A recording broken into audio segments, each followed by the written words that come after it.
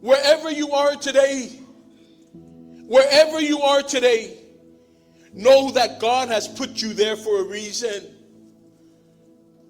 Whatever you have right now, know that God gave it to you for a reason. See, when you understand and we understand this, we will be stable.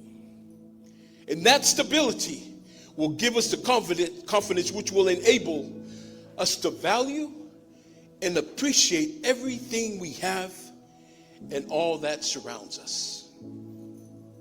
That is from the wisdom of God.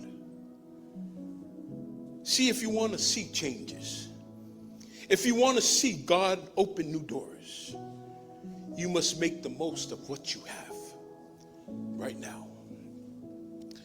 Iaola ma iailoa o na ola faafetai. Live according to your means. We will never be satisfied in life if we cannot value and appreciate what we have now. We need to learn how to utilize the blessings that God has bestowed upon us. Because I tell you, He has given us more than enough to carry us out throughout every day of our lives.